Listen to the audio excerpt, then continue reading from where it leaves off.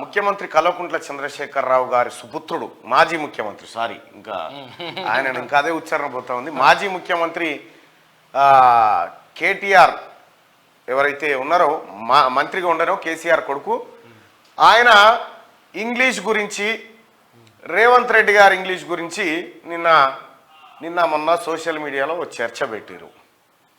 సరే, ఎవరి ఇంగ్లీష్ ఏంది, ఎవరి కథ ఏంది, ఎవరి లెక్కేంది మాట్లాడుకుందాం. కానీ అయితే నీకు విదేశీ మహిళలతో కమ్యూనికేషన్ చేసే స్కిల్స్ నీ కాడు ఉండొచ్చు కేటీ రామారావు, రేవంత్ రెడ్డి గారి దగ్గర అవి లేకపోవచ్చు అంతే ఆ ఇంగ్లీష్ ద్వారా.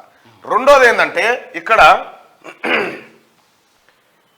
ఇంగ్లీష్ వచ్చినోడు ఇంగ్లీషు నాకు విపరీతంగా వచ్చు అని డంబాచారం కొట్టుకునేటువంటి డ్రామారావు సలీంపేకు, ఈయన ఇంగ్లీష్ కథ, ఇంగ్లీషు ఆయనకు సరిగా రాదని చెప్పి రేవంత్ రెడ్డి గారిని ఎగతాళి చేస్తా ఉన్నారు కదా, ఆయన ముచ్చట. ఈ రెండు ఒక్కసారి కంపేర్ చేస్తుందాం. ఇంగ్లీష్ వచ్చినోడేమో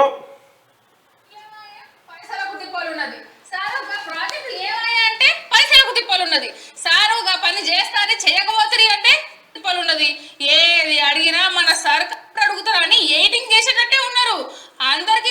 రామన్న 10 రోజులు బయట దేశాలు తిరిగి వచ్చినందుకు ఎంత ఖర్చు అయిందో ఎరికేనా?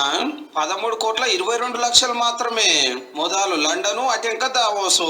సార్ ఒక్కడే ఓడు కదా, ఇంకో 8 మందిని ఎంటేసుకొని పోయిండు. పెట్టుబడులు పట్టుకొస్తా, కంపెనీలు తెస్తా, 100 కోట్లు తీసుకొస్తా అని తిరుగుడు, మీటింగులు. గవర్నమెంట్ గల్లలకెళ్ళి 2 కోట్లు ఇచ్చిరట ఫస్ట్.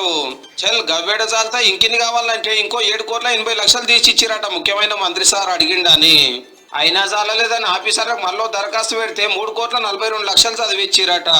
అంటే మొత్తం 13,22,00,000 రూపాయలు సార్ టూర్ల కోసమే ఇచ్చినట్టు సర్కారు.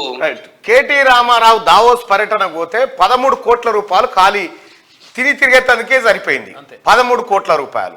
చదువుకున్నోడు పోయేమో 13 కోట్లు తెలంగాణ ప్రజల సొమ్ము తీసుకుపోయి ఆడ పెట్టి వచ్చిండు.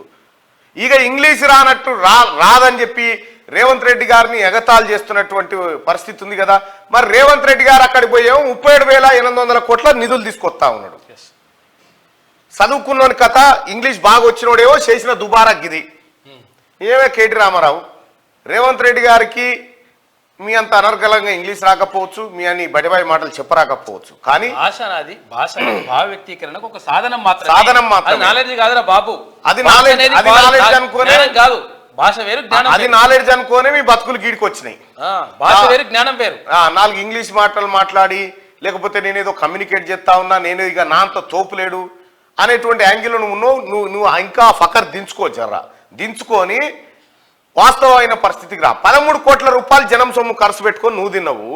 ఆడనేమో 37,800 కోట్ల విలువైన ఎంఓఈలు కుదుర్చుకోనేమో రేవంత్ రెడ్డి గారు వస్తా ఉన్నాడు. నీకు ఆయనకున్నటువంటి తేడా ఇది. లావు తెలిసిన లావు ముచ్చట తెలిసినోడు లాగులు ఎరుక్కున్నట్టుగా నీ పరిస్థితి గట్లుంది అన్నట్టు.